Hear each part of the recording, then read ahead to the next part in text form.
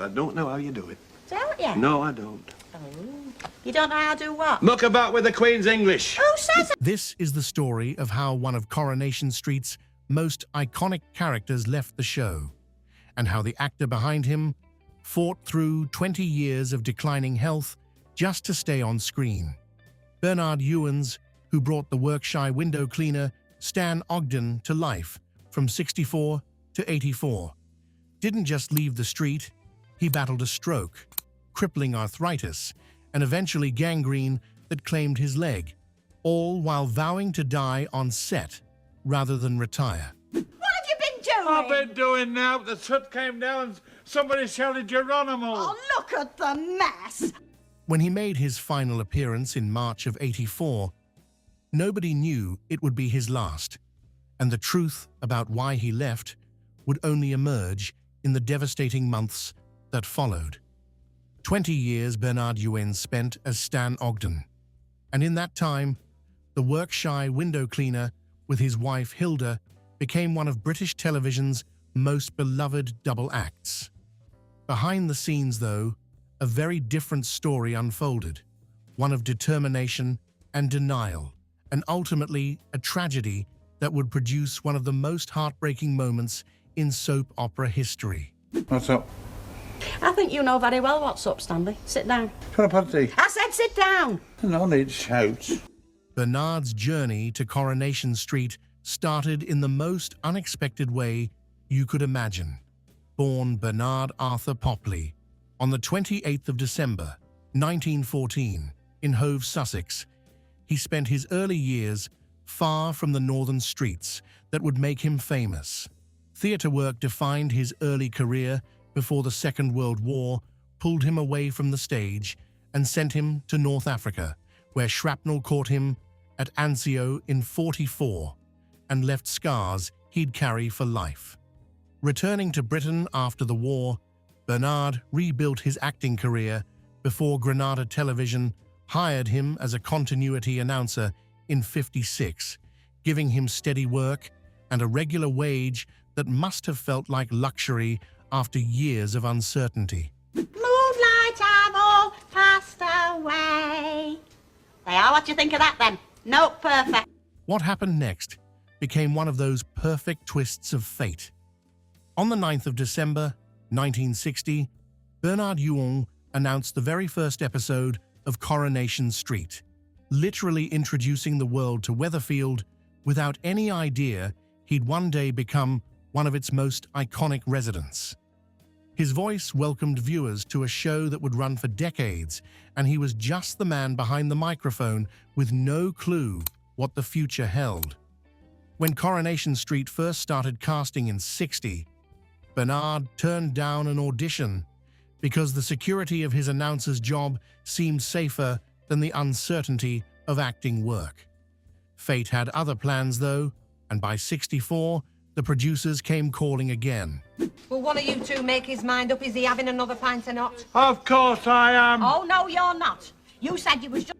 The 29th of June that year saw Bernard Youens walk onto the set as Stan Ogden with his first line ready to go.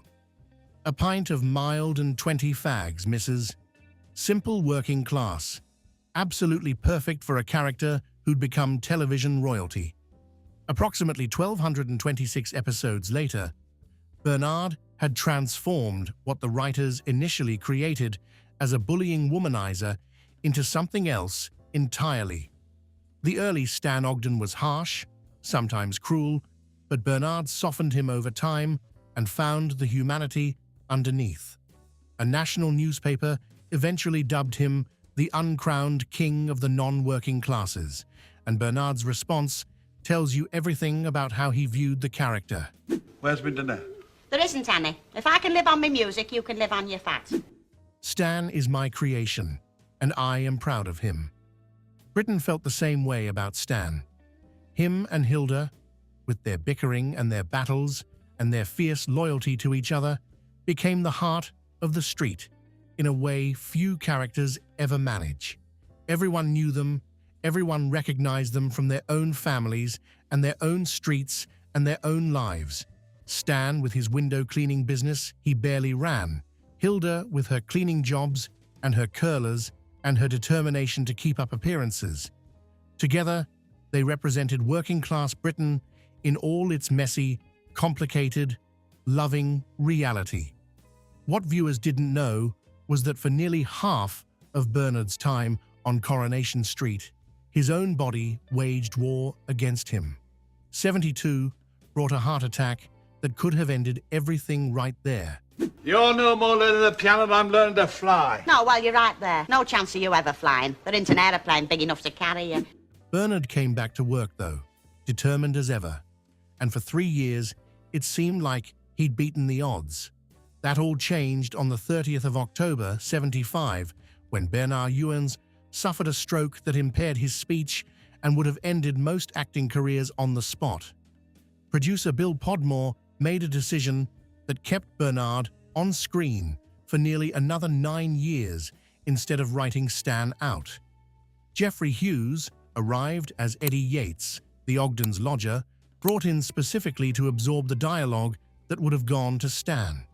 The character got rewritten to reflect Bernard's slurred speech, which meant instead of it being a problem, it became part of who Stan was. Viewers never knew they were watching a man whose speech had been damaged by a stroke because they just thought Stan sounded like Stan always sounded. Worth putting a bit of marmalade on his toast for, isn't it? Ooh, you're a lovely lump, Stan Ogden. Private speech therapy sessions helped Bernard regain what he could, and he kept filming day after day, week after week, year after year. Multiple sources confirm that he rigidly wanted to carry on in the role that made him so famous, and his hope was to die on the Coronation Street set, literally working until his last breath, if possible. After a heart attack and a stroke, retirement would have made perfect sense for most people. Bernard could have taken his pension and enjoyed his remaining years, but Stan Ogden was his creation and his legacy, and letting go wasn't something he knew how to do. The character had become inseparable from the man in ways that went beyond just acting work. Get off! Get off, will ya? Is this yours? What are you doing? Bringing your peeping Tom back home. Get off! Severe arthritis in his neck and knees ravaged Bernard's body by the early 80s, and his mobility deteriorated to the point where walking became a struggle and filming outdoor scenes turned nearly impossible. The writers adapted once again, having Eddie take over Stan's window, cleaning round in 83 in a way that made sense story-wise, while accommodating the fact that Bernard simply couldn't physically manage those scenes anymore. Where Stan once climbed ladders and carried buckets, now he supervised from the ground or stayed indoors entirely. 9 years after that first stroke, Granada Television and Bernard Youens found ways to make it work by accommodating his limitations without ever diminishing his presence on screen. Viewers loved Stan just as much as they always had, never suspecting the battle happening behind the scenes or the lengths everyone went to keep him working. 1984 arrived and everything fell apart. Episode 2393 aired on the 7th of March, 84, and Bernard Youens appeared on screen as Stan Ogden for what would be the final time. "I'll not draw any more," Stan told Hilda, agreeing not to take more money from their bank account in a moment that was simple and domestic and utterly ordinary. Nobody watching knew they'd just witnessed the end of an era, or that those would be the last words Bernard Youens would ever speak as Stan Ogden. The 2nd of April saw Bernard hospitalized for severe arthritis, but even from his hospital bed, he vowed to return because he wasn't done, and Stan Ogden wasn't finished yet. On screen, Hilda explained to the neighbors that Stan was ill, bedridden, then hospitalized on the doctor's orders after she'd collapsed from exhaustion caring for him. The storyline kept the door open for Bernard to walk back through whenever his health improved. Devastating news arrived on the 12th of May, when Bernard suffered a second stroke while in hospital, this time causing more severe damage that made the chances of return slip away with each passing day. The man who'd overcome so much already now faced a battle his body simply couldn't win. Gangrene set in his left leg by July, and the decision to amputate followed soon after. Bernard Youens, who'd survived being wounded at Anzio and overcome a heart attack and a stroke and worked through arthritis that would have crippled most people, now faced life without his left leg and the reality that Stan Ogden might be gone forever. Hospital became his final home. Salford Royal Hospital, on the 27th of August 1984, was where Bernard Youens died peacefully in his sleep from a heart attack at age 69. What really drives this home is that Granada never officially wrote him out before his death, which meant Bernard Youens remained technically a cast member of Coronation Street when he died. Stan was still just ill, still in hospital, still meant to come home, according to the official storyline. Killing Stan became the decision soon after Bernard passed, though Coronation Street records indicate that the character's exact cause of death was never stated on screen beyond simply being ill. Emily Bishop suggested that Stan may have known how bad he was, but was frightened of being officially diagnosed, a deliberately vague explanation, perhaps offered out of respect for Bernard's memory and the family he left behind. Hilda received a phone call on the 21st of November, 84, informing her that Stan had died in Weatherfield General Hospital, and 20,200,000 people tuned in to watch her world collapse. The funeral episode 7 days later created what would become one of British television's most iconic moments, something that would be remembered and referenced for decades to come. 28th of November, 84.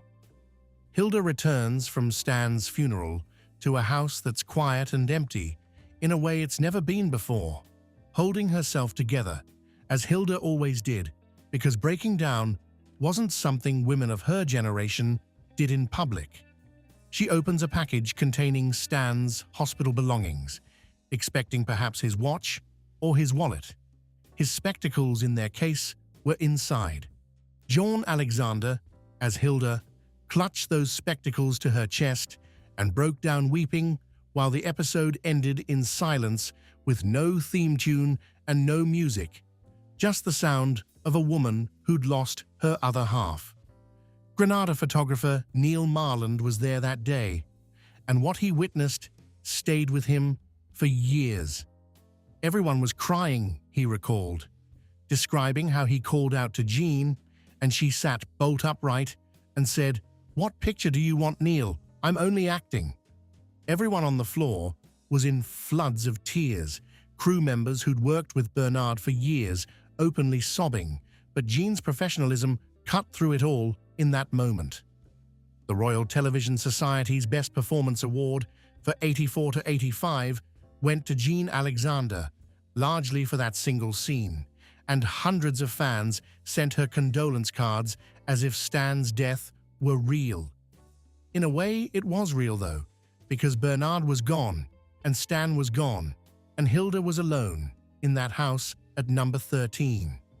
Years later, Jean revealed something remarkable about that performance. "I did not bring any of my real sorrow to the screen. After all, Bunny had died some months earlier.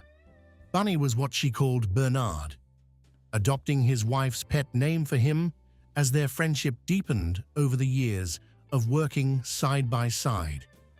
Their working relationship became the stuff of legend, and Jean reflected on it with genuine warmth whenever anyone asked. It was a real pleasure working with Bernard Youens. Any success I have had is really down to Bernard, because we worked well as a team, and each knew how the other would want to play a scene. Convivial games of Scrabble became their rehearsal method, with the two of them running lines while competing for points and arguing over whether certain words counted. Close friends on set Despite not socializing after work, they created magic together that viewers could feel through their screens, that sense of a real married couple with real history. Jean found it unbearable to continue without Bernard after his death.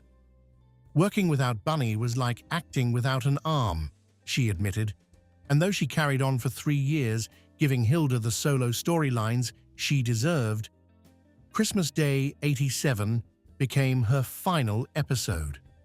27 million viewers watched her leave in what remains the show's highest-rated episode ever, a testament to how much the public loved Hilda, even without Stan.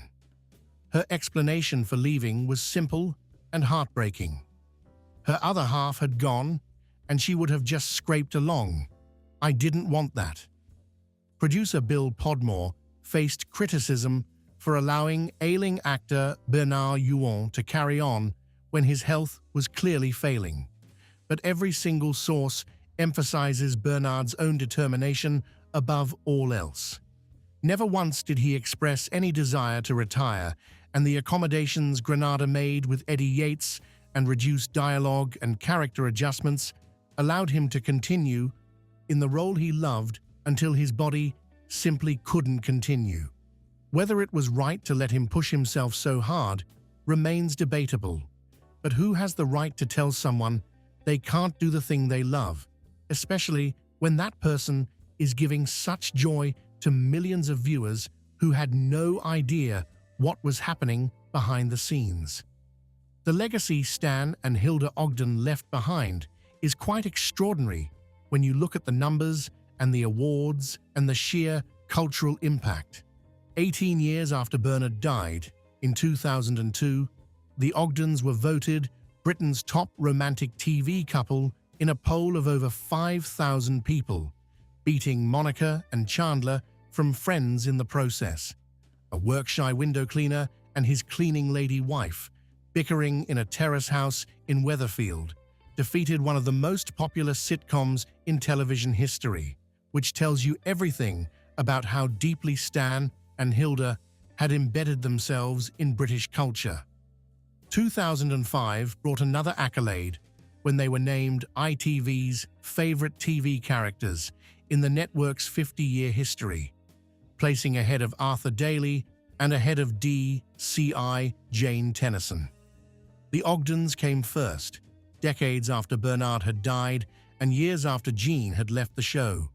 Even the poet laureate counted himself a fan. Sir John Betjeman co-founded the British League for Hilda Ogden in '79, alongside Laurence Olivier, Russell Harty, and Michael Parkinson, and Betjeman specifically requested to meet Hilda and her ghastly husband. That respect from such luminaries says everything about how the Ogdens transcended soap opera to become genuine cultural icons, the kind of characters that serious artists and intellectuals openly admired. Life paralleled art for Bernard in some unexpected ways. Like Stan, Bernard served in North Africa during the Second World War. Though unlike Stan, the fictional Manchester United supporter, Bernard held a Manchester City season ticket that apparently remained a long-standing bone of contention with the writers who kept trying to make Stan a Red. Michael, his youngest son, became a cameraman on Coronation Street episodes, which meant he filmed his own father's scenes and watched him work through illness and determination to keep going week after week. Salford, on the 31st of August, '84, hosted Bernard's funeral, attended by Jean Alexander and Julie Goodyear, who played Bette Lynch, along with cast and crew who'd worked with him for 2 decades. Agecroft Cemetery and Crematorium became his final resting place, and his widow Edna, whom he'd married back in '37 after meeting her at Stockport's Theatre Royal, survived him by 17 years before joining him. The truth about Bernard Youens leaving Coronation Street is both simpler and more poignant than any behind-the-scenes drama could ever be. Choice played no part in his departure. Granada didn't axe him. Retirement never entered his mind. 69 years old, after suffering a heart attack, 2 strokes, crippling arthritis, gangrene, and an amputation, and he still wanted to continue working and still wanted to be Stan. The man who played television's greatest shirker was in reality someone who couldn't stop working even when his body was failing him, and every day became a struggle just to get through. Accidental history occurred on the 7th of March, 84, with his final appearance coming because he entered Salford Royal Hospital expecting to return and expecting to get back to work and expecting to keep going as he'd always done. That return never came. 20 years of creation received a death that honored the actor with something quiet and dignified and mourned by a nation that felt like they'd lost a member of their own family. That spectacle scene remains, 40 years later, among the most emotionally devastating moments in British television history. And it happened because Bernard Youens loved Stan Ogden too much to let him go voluntarily. A heart attack couldn't stop him. A stroke that impaired his speech couldn't stop him. Arthritis that made every movement painful couldn't stop him. Accommodation and adaptation and sheer bloody-minded determination kept him going until nature made the decision for him. Bernard Youens leaving Coronation Street comes down to this simple truth. Leaving was never what he wanted. Dying on that set, in character, as Stan, was his hope and his wish. Hospital bed reality replaced that dream, and he died still a member of the cast, still hoping for one more scene and one more line and one more moment with his Hilda. When Jean Alexander clutched those spectacles to her chest and wept, acting took a backseat to something real. Saying goodbye to her friend and her colleague and her other half in the most successful double-act British television has ever seen was what that moment truly captured. The lad who announced Coronation Street's first episode became one of its greatest stars, and he gave everything right to the very end to stay exactly where he belonged. Number 13's living room on the cobbles of Coronation Street, with Hilda by his side. That was Bernard Youens. That was Stan Ogden. And that's the truth about why he never really left at all.